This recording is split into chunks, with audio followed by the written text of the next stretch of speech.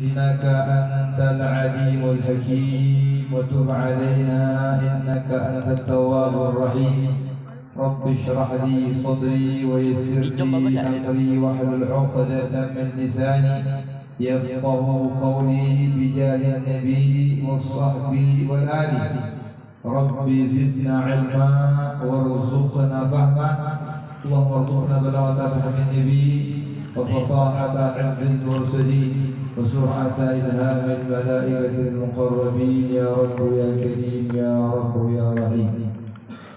Alhamdulillah, segala puja dan puji kita persembahkan kehadirat Allah Subhanahu wa taala yang mana segala macam bentuk kenikmatan, segala macam bentuk kebahagiaan, wa ma bikum min ni'matin famin Allah, apapun dari segala macam bentuk kenikmatan zahiran wa batin, apapun segala macam bentuk kenikmatan itu baik yang tampak ataupun tidak tampak, wa ma bikum min ni'matin famin Allah, apapun nikmat itu maka sumbernya adalah Allah Subhanahu wa taala.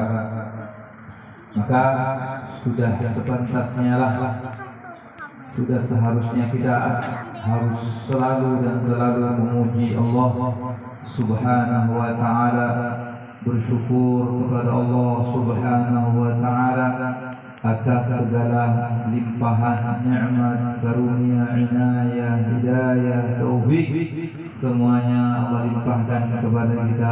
Alhamdulillah. Maka dengan bersyukur kita kepada Allah ini, insyaallah segala macam nikmat yang telah kita rasakan akan tetap dapat kita rasakan. Ya. Bersyukur kita kepada Allah itu, syukur kita kepada Allah itu kata para ulama merupakan hablun, diibaratkan bagaikan tali yang mengikat nikmat yang telah ada.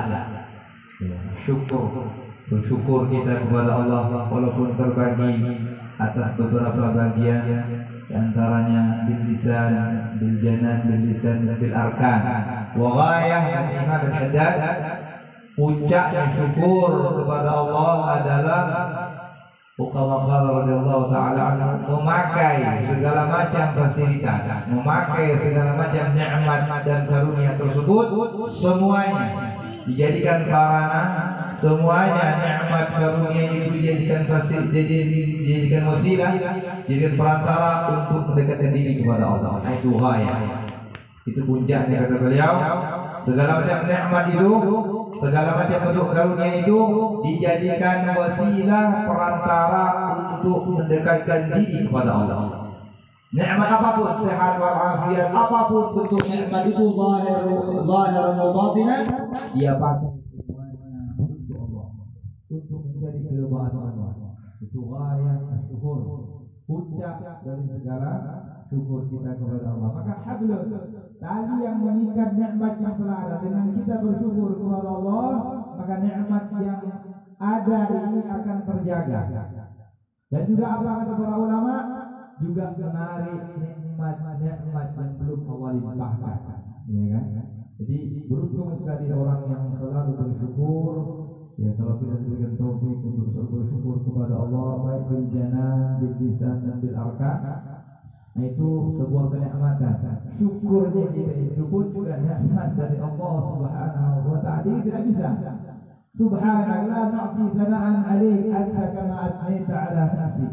Syukurnya kita ini pun, bersyukurnya kita ini pun atas kenikmatan-kenikmatan itu pun juga kenikmatan dari Allah. Jelas ya? Kita bisa bersyukur ini, alhamdulillah, bisa bersyukur, bisa memakai segala macam nikmat itu untuk mendekatkan diri, itu pun juga nikmat dari Allah Subhanahu wa ta'ala. Maka la nahsi sana'an alaik kama atnaita ala, tak bisa kita ya Allah. Kami bersyukur pun ini nikmat. Bisanya lisan ini memuji Engkau, itu juga nikmat dari-Mu ya Allah. Subhanallah. Jadi orang-orang yang bersyukur, dia merasakan syukurnya itu pun ya Allah, ini juga dari-Mu ya Allah. Maka insya Allah nikmat yang telah ada terjaga. Nikmat yang Allah limpahkan akan selalu Allah limpahkan, dan yang belum Allah limpahkan akan segera Allah limpahkan kepada kita. In syakartum la azidannakum, kata Allah. Kalau kau bersyukur, taukidnya itu ada tiga. Ada dalam taukid, ada dalam taukid sakinah. Taukid akhirnya dua taukidnya. Ya, kalau belajar tahu itu paham. Pasti la azidannakum. Benar asalnya azidukum.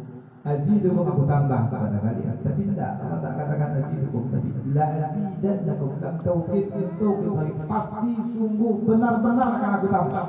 Kalau kita pandai bersyukur, semoga kita termasuk hamba-hamba Allah yang bersyukur. Amin. Semoga kita termasuk hamba-hamba yang pandai bersyukur kepada Allah.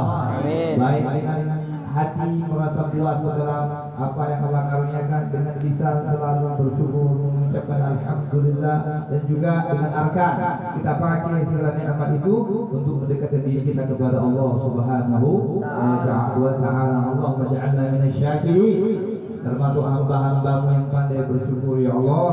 Amin amin ya rabbal alamin. Kemudian juga tak lupa salawat dan salam selalu dan senantiasa kita persembahkan kepada junjungan kita Nabi besar Muhammad sallallahu alaihi wa alihi wa sahbihi wasallam, yang mana beliau adalah wasilah, beliau adalah perantara, beliau adalah sababul ummah, sebab yang terbesar, pintunya Allah Subhanahu wa ta'ala. Segala curahan nikmat tadi, Islam, iman, terutama yang terbesar, nikmatul Islam wal iman, a'la ni'min, nikmat yang paling tinggi, nikmat yang paling utama. Sebabnya siapa? Wasilahnya siapa? Perantaranya siapa? Nabi Muhammad sallallahu alaihi wasallam. Kita mendapatkan kenikmatan dan perkumpulan kita pun di malam hari ini yang penuh dengan keberkahan demi Allah, itu berkat Nabi Muhammad sallallahu alaihi wasallam. Seandainya bukan Nabi Muhammad, kita tidak tahu kita Allah, tidak kenal kita Allah. Semuanya berkat perjuangan Rasulullah, semua berkat capeknya Rasulullah, semua berkat sumpahnya Rasulullah, semua berkat tetesan keringat Nabi Muhammad, bahkan tetesan darah Rasul sallallahu alaihi wasallam. Kita bisa mengenal Allah, kita bisa rukuk, sujud, kita bisa membaca Al-Quran, walaupun dari guru kita, guru dari guru kita, guru dari gurunya, guru ke guru sampai ke Rasulullah. Jadi sebab yang pertama untuk kita merasakan segala macam nikmat-nikmat Allah dan mubatinan adalah Nabi Muhammad sallallahu alaihi wasallam. Maka sudah pantas dan sudah wajib bagi kita untuk mencintai Rasulullah. Ya kan? Salah, sungguh sangat salah besar kesalahan seseorang kalau dia hanya bersyukur kepada Allah saja, tidak bersyukur kepada Nabi Muhammad, tidak berterima kasih kepada Nabi Muhammad. Salah besar. Ya kan? Nikmat yang Allah curahkan kepada kamu sebabnya Nabi Muhammad, sebabnya Rasulullah sallallahu alaihi wasallam, dan Allah dan Rasulnya, Allah dan Rasulnya tidak bisa dipisah-pisah. Satu kesatuan. Ya kan? Wa may yuti'ir rasul faqad ata Allah. Jelas sekali itu ayatnya. Wa may yuti'ir rasul faqad ata Allah. Orang yang taat, patuh, tunduk kepada Rasul, faqad ata Allah. Sungguh dia taat kepada Allah. Di ketaatan kita dengan Allah dan Rasulnya ini tidak bisa. Oh tidak, ini mau pakai Allah saja, tidak pakai Rasul, tidak bisa. Harus kedua-duanya. Ati' Allah wa ati' Rasul. Ati' Allah wa ma ataakum Rasul fakhudhuhu wa ma nahakum anhu fantahu, kata Allah. Jadi ketaatan kepada Allah, ketaatan kepada Rasul adalah satu kesatuan dan tidak ada tawar-menawar di situ. Wajib patuh, wajib sami'na wa ata'na. Nah, jadi alhamdulillah pada malam hari ini, malam yang penuh dengan keberkahan ini, insyaallah alhamdulillah kita berkumpul di rumah sahibul bait, sahibul hajah, Bapak Danang, yang mana beliau juga pada malam hari ini memperingati hari ulang tahun beliau, ya, yang keberapa? 46. Ya, kita doakan semoga panjang umur. Amin. Sehat wal afiat. Amin. Taufik, inayah, hidayah dari Allah selalu semakin bertambah umur, semakin dekat dengan Allah Subhanahu wa taala. Semakin bagus Islamnya, semakin bagus ittiba'nya kepada Rasul, karena Rasul mengatakan khairun nas man tala umruhu wa hasuna amaluhu. Khairun nas, di antara manusia-manusia yang dikategorikan orang-orang yang baik, orang-orang yang bagus adalah man tala umruhu, orang yang umurnya panjang, orang yang bertambah umurnya, wa hasuna amaluhu, amalnya makin baik. Semakin dia bertambah tua, bertambah umurnya, sebenarnya berkurang ya. Bertambah itu ya kita saja bilang bertambah. Sebenarnya ya, kita ini semua akan masuk dalam satu pintu yang sama, ya kan? Semuanya mendekat sebenarnya. Semakin bertambah umur itu semakin mendekat sebenarnya. Mendekat di mana? Ya, mendekat ke situ lah, ya kan? Al-maut. Ya, bangun. Pintu mati itu adalah pintu. Kullun nas dakhiluhu. Semua orang akan masuk ke situ. Jadi semakin bertambah umur, semakin lama hidup di alam dunia ini, semakin baik. Hasuna amaluh, semakin bagus, semakin dekat, semakin dia tua, semakin dia ingat kepada Allah. Ini bagus. Ini khairun nas. Semakin dia tua, semakin ingat, semakin selalu tidak lepas dengan tasbihnya. Subhanallah. Semakin duhanya dijaga. Ya walaupun seandainya waktu muda, maklum lah kan, ya anak muda namanya biasa lah tuh orang masih yurja. Kalau ada anak muda yang maaf itu tidak baik kan kita anjurkan pemuda harus ugal-ugalan dan sebagainya ya. Kalau ada pemuda yang nakal, degil ke Tuhan Pontianak ya, orang akan mengatakan maklum lah anak muda yurja, masih diharapkan mungkin nanti dia tua akan kembali kepada Allah. Tetapi kalau turun udah bau tanah, masih nak ugal-ugalan, Allah kata orang, pakai dah tua lagi, kena mampus dah, masih kena menggila. Nah, ya kan? Jadi manusia tidak akan, nanti dia ada tempatnya. Kalau masih muda dia agak naik sedikit, masih orang mengatakan, mungkin nanti insya Allah dia. Walaupun kata Imam Al-Ghazali dalam Ihya Ulumuddin mengutip sebuah hadis, khairu syababikum man tashabbaha bi syuyukhikum. Ya kan? Khairu syababikum man tashabbaha bi syuyukhikum. Ini di mata ulama. Kita harus membaca lagi, membahas tentang sebaik-baik pemuda di antara kalian adalah yang mengikuti atau menyerupai orang tua. Bukan mukanya ke orang tua, enggak. Akhlaknya itu khairul syabab. Bagaimana kebiasaan orang tua itu dia itu orang tua yang betul ya. Dia itu kalau ingin menentukan sebuah keputusan dia berpikir panjang dulu. Ini orang tua. Pandangannya jauh ke depan, menimbang dulu. Itu tabiat orang tua seperti tidak langsung saja tenang, sabar, musyawarah, tidak buru-buru. Itu orang tua. Kalau ada pemuda seperti itu, tenang, musyawarah dia tidak tergesa-gesa, ya kan, bermusyawarah. Ini khairul syabab, pemuda yang terbaik. Dalam sebuah hadis seperti itu. Wa syarru syuyukhikum, saya kata dalam Rasul hadis dalam kitab Ihya ya. Wa syarru syuyukhikum, dan sejelek-jeleknya orang tua di antara kalian man tashabbaha bi syababikum, yang menyerupai orang muda. Ya kan? Sudah tua dia. Ya, tetapi akhlaknya, tabiatnya kayak pemuda. Pemuda itu kan tidak ada tuh, ada pikir panjang, ingin potong, udahlah, sikat saja. Itu pemuda. Kebun-kebunan di jalan, ya kan? Sudah main potong kompas saja. Itu akhlak pemuda, walaupun tidak baik kan? Kalau ada orang tua akhlaknya seperti itu, kebun-kebunan, ugal-ugalan di jalan, bukanya udah kaki-kaki, ya potong ini, saya ingat mati yang pakai. Ya kan? Ini syarru syuyukhikum. Padahal orang tua yang tidak baik. Ya, semoga orang tua kita Allah jaga semuanya insyaallah. Amin. Para kiai lupa fadilatul penghormatan kepada beliau semua, para asatidz terutama sahibna Habibana Umar. Semoga pada beliau ini iparnya Al Habib Hasan, ya kan? Biar tahu semua, ya kan? Jadi beliau ini juga sudah alhamdulillah mendapatkan izin, beliau khidmat di Dalwa dan sudah alhamdulillah dapat izin dan berkhidmat di Pondok Al-Habib Saleh. Semoga kita doakan semoga beliau selalu dijaga oleh Allah Subhanahu wa taala. Kesehatan, sehat wal afiat, kuat, ya kan? Dalam berkhidmat, dalam semuanya. Kita juga sebagian juga khadim, ya kan?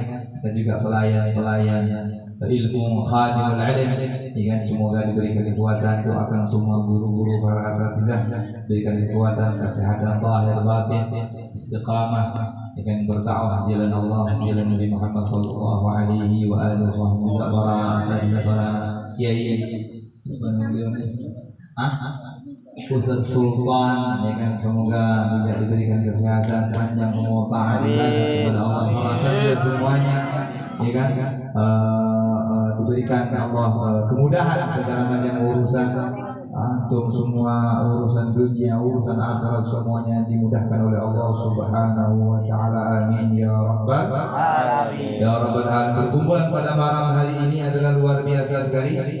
Perkumpulan zikir, perkumpulan yang mana di sini merupakan raudhah min riyadil jannah, taman dari taman-taman surganya Allah Subhanahu wa taala, yang dimana dikatakan oleh Rasul, idza marartum bi riyadil jannah farta'u, kalau kalian melewati taman surga maka singgahlah dengan memari di riyadil jannah. Rasulullah majalis zikir, fi riwayat majalis al-ilm. Apa itu taman surga ya Rasulullah, ditanyakan kepada beliau, maka beliau menjawab, taman surga yang ada di alam dunia ini, di permukaan bumi ini adalah zikir.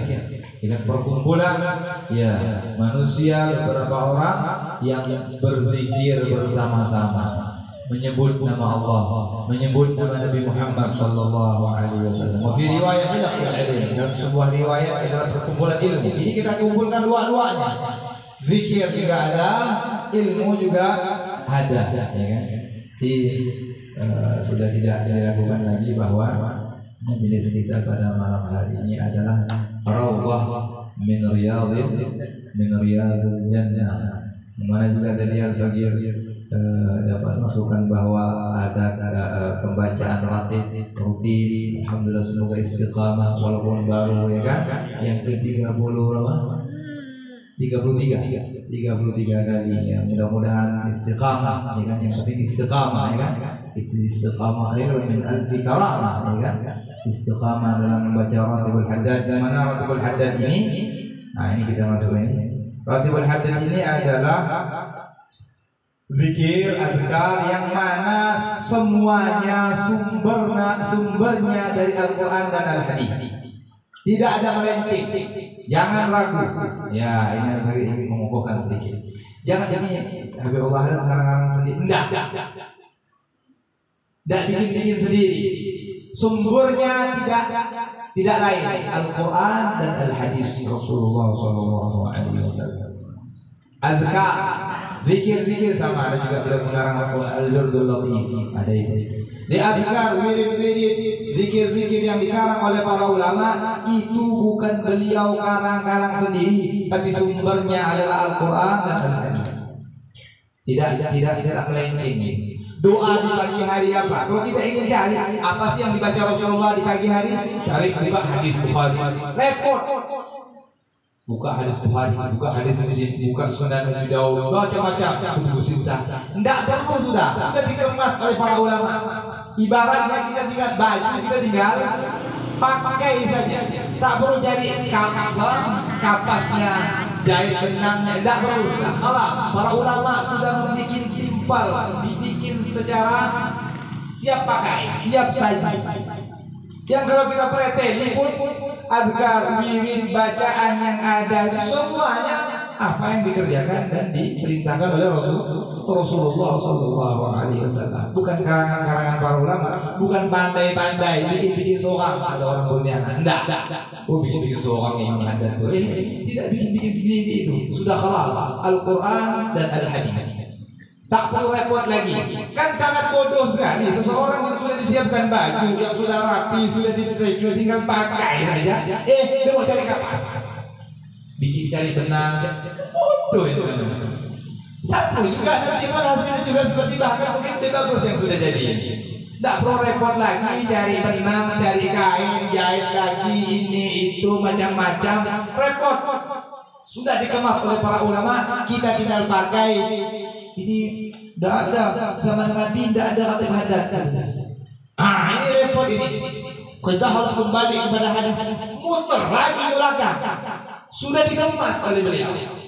Iya kan? Zaman Nabi tidak ada kata hadat, tidak ada. Nabi tak baca hadis. Ini kan repot ini kan.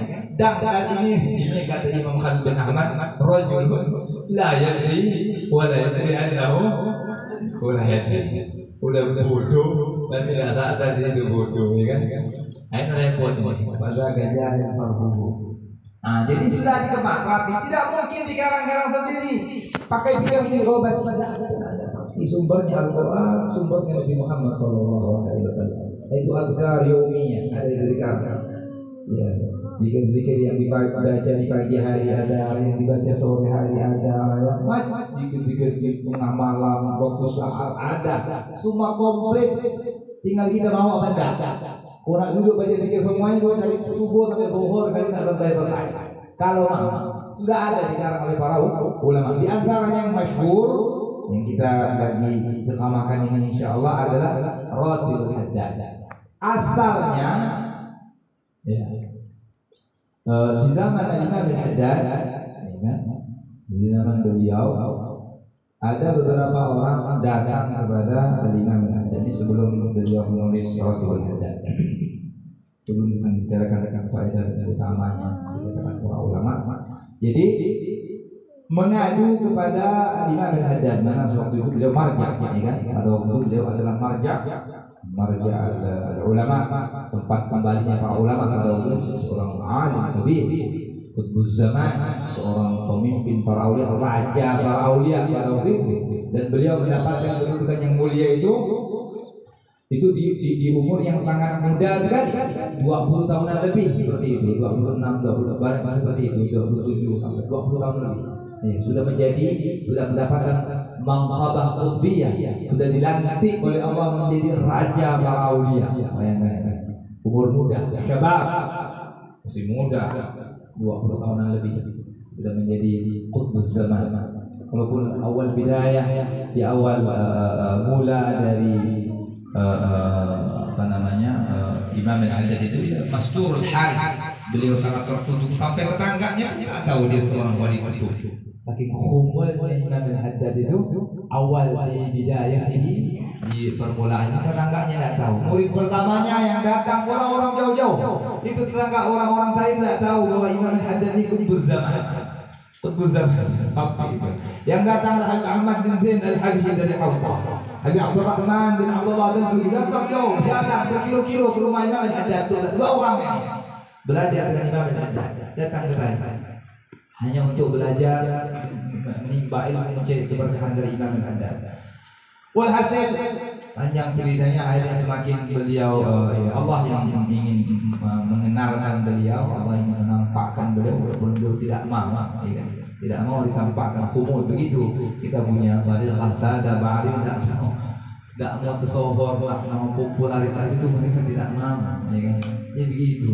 Bukan berlomba-lomba mencari popularitas, terkenal. Nah ini penyakit, ya kan? Kalau kita punya sahadah, kita punya ulama, sahadah ba'alim itu mereka membenarkan diri mereka. Artinya bagaimana caranya? Jangan ada yang tahu, hanya dia dengan Allah saja, iya kan?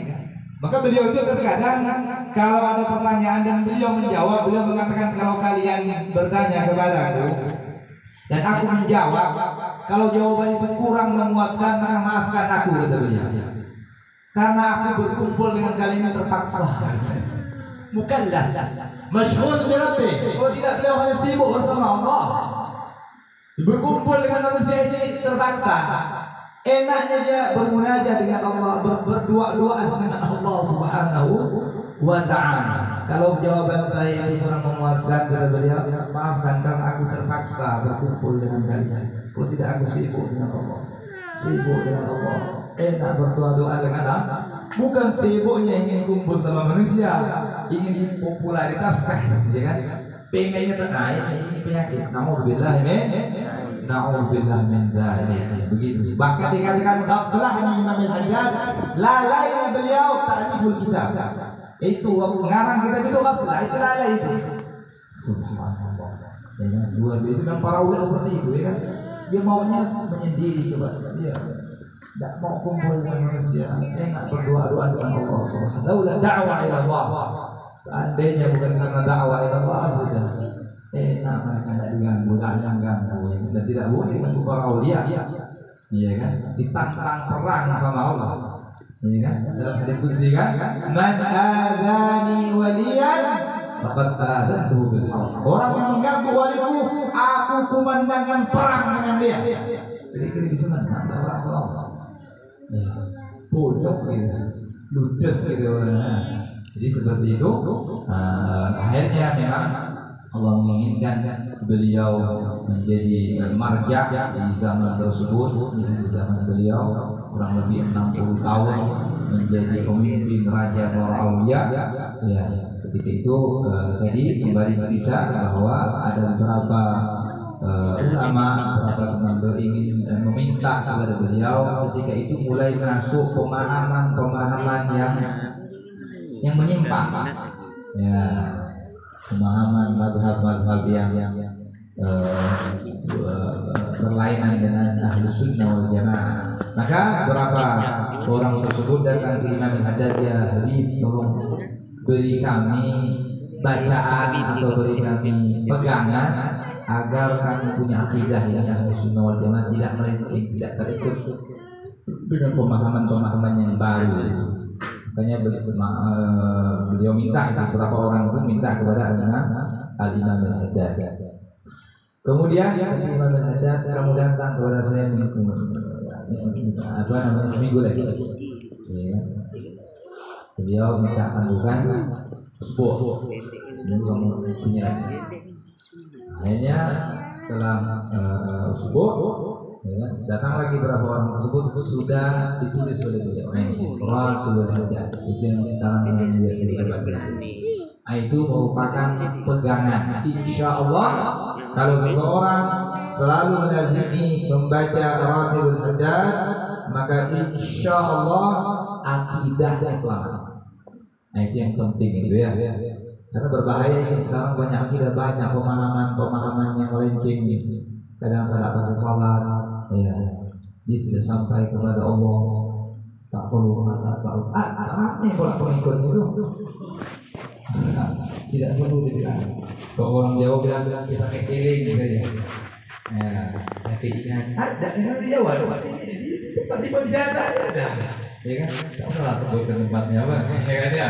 Ada, dan pengikutnya ramai. Tidak pakai sembahyang, tak pakai sholat, tak pakai apa. Cukup ingat saja. Ya, ini kan menyimpang sekali, jauh sekali dari pemahaman-pemahaman yang lain, pemahaman-pemahaman yang tidak boleh ziarah kubur dan pemahaman-pemahaman mencaci maki para sahabat dan lain sebagainya. Ini semuanya menyimpang. Semuanya menyimpang dari akidah Ahlus Sunnah wal Jamaah. Maka beliau menulis aurat, wirid-wirid yang mana tadi saya katakan tidak ada yang menyimpang dari ajaran Nabi Muhammad, Al-Quran dan Al-Hadis. Semuanya wirid aurat yang mana dianjurkan untuk menjaga keimanan kita, menjaga tauhid kita, menjaga akidah kita, akidah Ahlus Sunnah wal Jamaah. Wahum sawabul a'zam yang dikatakan oleh Al-Habib Abdullah bin Al-Haddad dalam kitab Sajiniyah tentang pecah belah umat Nabi Muhammad ini menjadi 70 lebih, 72 atau 73 seperti itu terpecah. Ya kan? Kulluhum finnar. Semuanya dalam api neraka illa firqah, kecuali satu kelompok saja yang mana mereka selamat. Ya, dikatakan dalam hadis itu wahum sawadul a'zam, mereka adalah kelompok terbesar. Dalam hadis itu seperti itu. Maka Imam alhamdulillah kata beliau, alhamdulillah segala puji bagi Allah, dari zaman ke zaman kelompok Ahlus Sunnah wal Jamaah mereka adalah kelompok yang terbanyak. Maka tidak diragukan lagi yang dikatakan oleh Rasulullah, satu firqah saja yang najiyah, satu firqah, satu kelompok saja yang selamat, mereka adalah kelompok Ahlus Sunnah wal Jamaah. Karena dalam sebuah hadis, wa hum sawatul a'dha. Mereka kelompok terbanyak. Ada kan kelompok-kelompok yang lain pemahaman ini, tapi kok dibandingkan dengan kelompok Ahlus Sunnah wal Jamaah, masih banyak Ahlus Sunnah wal Jamaah. Ya kan? Kalau di total pasti banyak Ahlus Sunnah wal Jamaah. Maka tidak diragukan lagi kata beliau, sawatul a'zam itulah Ahlus Sunnah wal Jamaah. Membaca ratib ini akan melazimkan mengistiqamahkan membaca ratib adalah menjaga kita punya akidah. Ya. Banyak keutamaan yang lain. Bagi ada mengambil beberapa faedah tadi, di antaranya, ya kan? Di antaranya anna man wadaba ala qiraatihi, orang tasyarah ratibul hiddah, orang yang wadaba ala qiraatihi, yuwadib, apa itu? Continue, istiqamah membaca ratibul hiddah ini, harafallahu baladah. Bukan hanya dia, bukan hanya rumah dia, bukan hanya tempat tinggal dia, bukan hanya tetangga dia, negerinya dijaga oleh Allah Subhanahu wa taala. Bayangkan kan? Iya kan? Hasallahu baladah minal balaya wan niqab. Allah jaga tempat dia tinggal, negeri tempat dia tinggal, ya kampungnya lah, katakan seperti itu. Tempat dia tinggal itu berkat ada satu rumah ini atau satu masjid ini yang istiqamah membaca ratib, itu dia punya keberkahan nyebar ke satu kampung. Satu kampung terjaga berkat ada satu masjid atau satu rumah yang istiqamah membaca ratibul hiddah di sini. Satu daerah terjaga dari bala, musibah, bencana. Subhanallah. Dan itu mujarrab, dan itu pernah dicoba, ya kan? Banyak, ya kan? Beberapa orang cerita kepada Al-Bagir, ya kan? Ya, yang lain kena, dia enggak, kampungnya enggak kena, ya kan? Selamat, loncat air, aji, tsunami-nya loncat, itu kampung terakhir. Subhanallah. Ditanya, penduduk kampung itu hobi baca ratibul hiddah. Allah, dijaga oleh Allah Subhanahu wa taala. Ya. Harasallahu baladahu minal balaya wal niqab. Allah jaga dia punya kampung, dia punya negeri dari segala, apalagi zaman sekarang ya. Ini jangan ini pegang kuat macam-macam fitnah, penyakit ini itu yang tadi diadakan macam-macam lah. Fitnah akhir zaman luar biasa. Maka ya, istiqamahkan badan. Kalau memangnya capek dan sebagainya, diqadha boleh. Ya. Diqadha, bacanya boleh diqadha, boleh dibayar. Kalau tidak pada waktunya boleh diqadha. Ya, diajarkan para ulama seperti itu. Mendidik jiwa kita agar tetap istiqamah baca wirid tersebut. Kalau tidak pada waktunya boleh diqadha di waktu yang lain. Para ulama seperti itu. Biar mendidik jiwa kita ini, diri kita ini untuk istiqamah. Karena kan udahlah, ada seperti itu. Jadi istiqamahkan caranya, kalau kita lewat ya boleh seperti itu. Itu yang pertama. Allah jaga negerinya dari bala dan bencana. Kemudian juga wa minha ziyadatul ghina. Masyaallah. Ziyadatul ghina. Apa ziyadatul ghina? Insyaallah Allah kayakan dia. Ya. Nampak bagaimana baca kaya. Bukan ghina, laisa ghina bi kasratil 'ardi, wa innamal ghina ghina nafas, kata Rasulullah. Jiwa yang kaya itu kaya yang sebenarnya. Ya, dua-duanya lagi seperti itu. Ya, zahir batin dia kaya. Dan naudzubillah min dzalik, kalau maaf zahirnya kaya, batinnya miskin. Nah ini kan. Walaupun zahirnya miskin, batinnya kaya, itu kan nikmat. Apa ini dua-duanya? Nah, ini sempurna. Tapi yang terpenting kata Rasulullah, kekayaan hati. Nah, seorang yang selalu melazimkan pembacaan ratibul hiddah, insyaallah Allah beri dia sebuah sifat. Yang mana sifat itu kalau dia miliki, dia adalah orang yang terkaya di alam dunia ini. Apa sifat itu? Qanaah. Itu dia. Itulah orang yang paling kaya. Ya, bukan orang yang kaya itu banyak uang, banyak besar. mobilnya 14, ya, Silvaya 3, Mercedes 5. Anda bukan. Ya, kata Imam Syafi'i mengatakan apa? Wa laysa al-ghina illa 'ani syai' la bihi. Bukanlah kekayaan itu ya kecuali kamu tidak membutuhkan sesuatu, berarti kamu kaya akan sesuatu tersebut, bukan kamu banyak sesuatu itu. Tidak. Ya, jadi ghina kekayaan yang sebenarnya ketika kita tidak butuh kepada sesuatu itu, berarti kita kaya akan sesuatu itu. Paham ya? Bukan kita banyak. Tidak. Itu ghina. Ya. Dan kekayaan yang sebenarnya, orang yang kaya sebenarnya adalah orang yang qanaah. Beliau juga Imam Syafi'i mengatakan, wa idza ma kunta da qalbin qanu'in fa anta wa maliku dunya sawa. Kalau kamu, kata Imam Syafi'i, memiliki hati yang qanu', itu nih. Qanu' mubalaghah, fa'ul wazannya, kan? Selalu merasa cukup. Itu qanaah. Wa idza ma kunta da qalbin qanu'in, mani mazaj. Wa idza ma kunta da qalbin qanu'in fa anta, kalau kamu Imam Syafi'i memiliki hati yang qanu', selalu merasa cukup, itu orang kaya. Ya kan? Itu orang yang terkaya. Fa anta, Imam Syafi'i, kamu punya hati yang qanu', selalu merasa cukup, merasa puas, merasa ya, apa yang Allah berikan kepada kamu, banyakkah, sedikitkah, cukup, kurang, apapun yang Allah bagikan, cukup, puas, sudah. Fa'anta, kata beliau, maka kamu wa malikud dunya sawa'u, dan orang yang punya seisi dunia ini sama. Kalau ada di dunia ini satu orang yang mana dunia seisinya punya dia, kamu lah orang yang memiliki hati karena caranya, di antara caranya baca Ratibul Haddad. Sering-sering baca Ratibul Haddad agar punya ya hati yang karena ghina, yurithul ghina, dapat menyebabkan ya kita merasa cukup atas kebahagiaan. Wal barakah wa khair fi dzalik. Di rumahnya penuh dengan keberkahan, di rumahnya penuh dengan kebaikan. Karena zikir, dibacakan ayat Al-Qur'an, malaikat rahmat datang ke rumahnya. Iya betul. Iya kan? Bahkan dikatakan dalam sebuah hadis, ya, rumah-rumah yang mana dibacakan dalamnya Al-Qur'an, zikir dan sebagainya itu tampak bagi penduduk langit bagaikan bintang-bintang yang tampak bagi penduduk bumi. Al-buyut allati tuqra fiha al-Qur'an tara'a li ahli as-sama' kama tara'a an-nujum li ahli al-ardh, kama qala sallallahu alaihi wasallam, ya kan?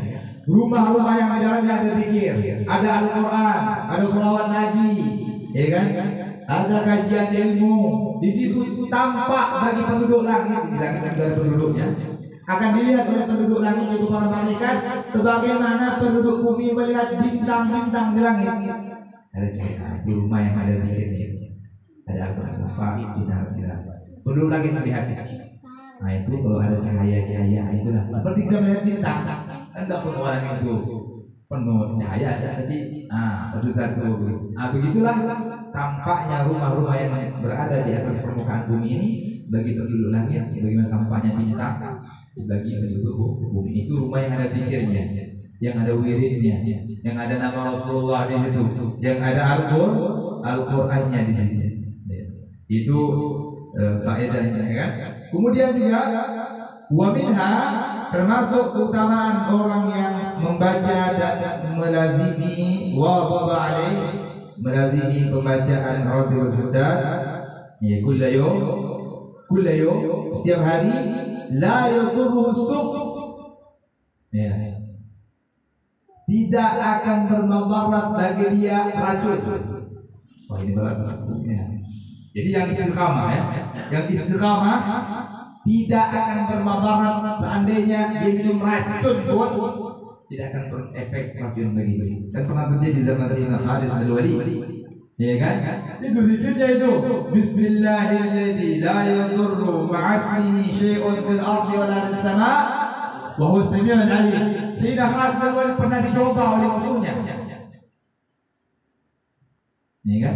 Minum racun dan dia tahu, yakin wirid dia baca, dia minum racunnya, dia baca Bismillahirrahmanirrahim dengan nama Allah yang la yadurru tidak bermudarat ma'asmihi bersama nama Allah, ya kan? Syai'un fil ardh wa la fis sama', syai'un fil ardh wa la fis sama'. Apapun yang ada di bumi dan apapun yang ada diminum oleh Khalid. Ini racun orang Yahudi.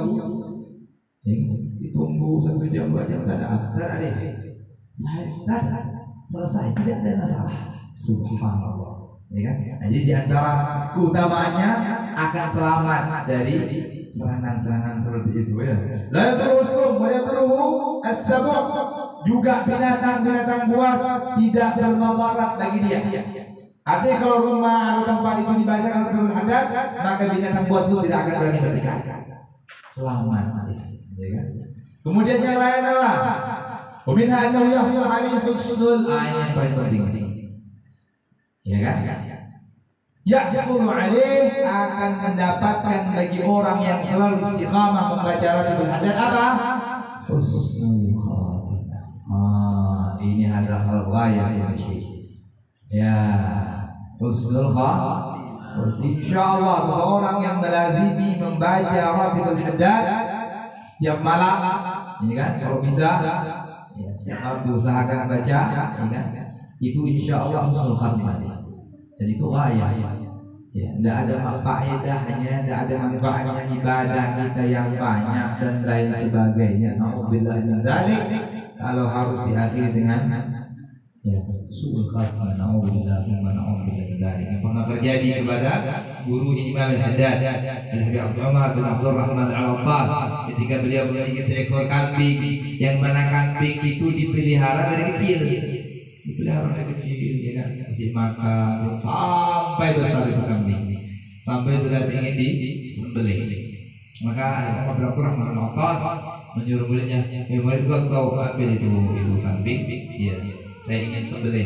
Ya, kamu sembelih, ya. Disuruh muridnya menyembelih kambing, kamu sembelih itu kambing. Ya, kita apa namanya, dimakan sudah besar. Itu kambing dari kecil dipelihara oleh Umar. Walhasil bagaimana muridnya salah memotong, akhirnya itu kambing jadi bangkai, tak bisa dimakan. Ngadu muridnya, oh ya Habib, minta maaf, ini anak salah tadi, kambingnya jadi bangkai. Nangis dari kemarin, nangisnya itu luar biasa kan. Kaget muridnya, ya Habib, anak ganti deh. Ada ganti kambingnya, sangka muridnya nangiskan kambing, ya kan? Nangiskan orang. Kata Habib Umar, bukan anak nangiskan, bisa saya beli lagi itu kambingnya. Bisa berapa ekor pun bisa saya beli, kata Habib Umar. Yang saya tangiskan bukan masalah, ya kan, daging kambingnya, bukan. Yang saya tangiskan ini kambing, kata Habib Umar. Saya pelihara dari kecil. Ya kan, dikasih makan yang bagus, ya kan, diberikan, dijaga, dirawat dan sebagainya, diharapkan nanti kalau sudah besar dagingnya bisa kita makan. Tahu-tahunya, ya kan, tidak. Saya takut kata beliau, saya seperti kambing ini. Ya, itu para ulama seperti itu. Akhirnya tidak bisa diapa-apa. Akhirnya jahat, akhirnya na'udzubillah min suul khatimah. Oh, dari awal beribadah kepada Allah, semuanya habis itu. Apapun kebaikan yang pernah dia kerjakan, kalau akhirnya itu adalah na'udzubillah min dzalik, didehlik itu semua dihapus semua. Al-umur bi khawatimiha kata Rasulullah. Perkara urusan semuanya itu yang menentukan adalah finishnya. Maaf, walaupun dia maksiat ini dan lain sebagainya, tapi subhanallah akhirnya dia bisa baik, bisa ibadah kepada Allah. Di akhir hayatnya dia bisa mengakhiri umurnya dengan kebaikan, dengan taat ibadah kepada Allah. Nah, ini apapun maksiatnya juga dihapus kepada Allah Subhanahu wa taala. Orang yang melazimi membaca Ratibul Hadad, insyaallah, ya kan, insyaallah terjaga dari suul khatimah. Insyaallah tambahnya tadi Allah mudahkan di akhir umurnya untuk dia mengucapkan la ilaha illallah. Itu kebaikan, saudara, kebaikan.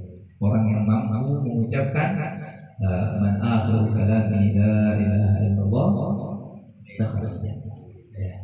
Orang yang diucapkan adalah di dalam kehidupan dunia ini terakhir yang keluar dari lisannya adalah la ilaha illallah, maka dia akan masuk ke dalam surga. Yang disunahkan kita kalau kita punya keluarga, siapa, teman dan sebagainya dalam sakarat keadaan apa namanya itu nazak kata orang pada tidak sadar, ditalkinkan.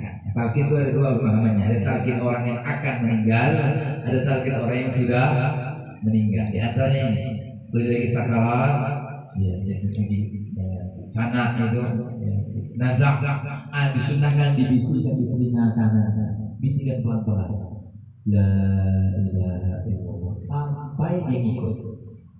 Ya, ada keluarga kita siapa kan awal baik dia jantah atau muda, dibisikkan dia sampai dia mengucapkan, sampai diikut apa yang kita ucapkan kepada dia, itulah ilaha illallah. Bisikan, belum dia berbicara, jangan berhenti membisikkan dia, tapi pelan-pelan, jangan pakai kau. Ya, kayak ngomong dia pelan-pelan saja. Ya, bisikan di telinga kanan ya. Kalau belum dia berbicara, bisikan dia. Kalau dia sudah ngikut, dia bilang stop. Nah, usahakan terakhir yang dia ucapkan. Nah, kalau habis dia ucapkan, ditanya lagi mana anak saya, bisikkan lagi. Ya, jadi kita usahakan bagaimana terakhir ucapan dia di alam dunia ini apa? La ilaha illallah. Kalau masih ngomong kan kadang-kadang ada macam-macam itu kan, cari anaknya, cari ininya, cari suaminya, macam-macam lah kan. Bisikkan lagi. Udah ada lah, udah tenang aja tenang. Udah ada semua sudah hadir di sini, gitu. Ditenangkan dia. Dianjurkan ketika menghadap dinaikkan rajanya. Dengan khaufnya, jangan ditakutkan dia.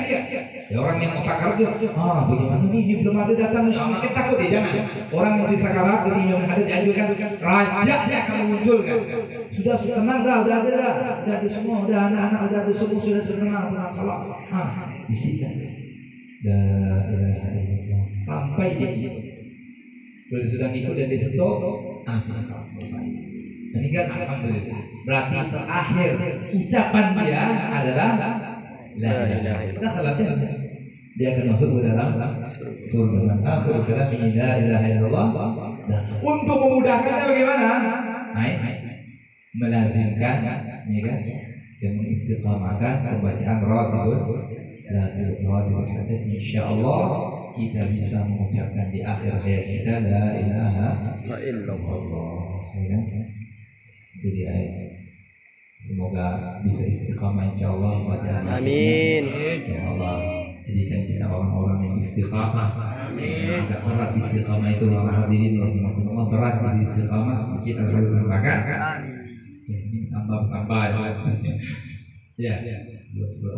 Sedikit istiqamah itu memang sangat berat, ya kan? Memang sangat berat istiqamah itu, tetapi beruntunglah orang-orang yang Allah berikan istiqamah. Ya, berat istiqamah itu banyak cobaan. Ya, tidak dari dalam diri kita, kuasa amal nasbah dari dalam lain. Udahlah, mampu jago. Nah, kan gitu. Tidak dari kita malas, kadang kita lagi selamat nih. Yang lain pula ya cobaan dari luar. Kadang cobaan dari luar tidak ada. Itu pula yang malas. Nah, itu dia. Jadi tetap istiqamah itu memang sangat berat, ya kan? Tidak semudah diucapkan, tapi insyaallah diusahakan selalu kita melaksanakan pembacaan ratibul hadits, istiqamah dalam khair, as-sabr 'alal khair. Dan juga perlu kesabaran itu kan? Sabar dalam keadaan taat ibadah. Terus seperti ini. Semoga kita termasuk orang-orang yang istiqamah insyaallah. Orang-orang yang diberikan dalam istiqamahan selalu bisa membaca, melaksanakan pembacaan ratibul hadits ini, dan kemudian juga selalu dalam keadaan sehat wal afiat agama. Di akhir-akhir yang Allah jaga kesehatan kita, Allah jaga anak istri kita insyaallah, Allah jaga tetangga kita, ya kan, dari kerabat kita, saudara kita muslimin muslimat semuanya. Allah jaga dari segala macam bentuk mara bahaya, bala, bencana, Allah jauhkan sejauh-jauhnya. Allah jaga kita, negeri kita semua dari segala macam bentuk mara bahaya. Allah ubah keadaan kita ini menjadi lebih baik, menjadi lebih baik. Allah jadikan pemimpin-pemimpin yang baik, pemimpin-pemimpin yang saleh, pemimpin-pemimpin yang bertanggung jawab, pemimpin-pemimpin yang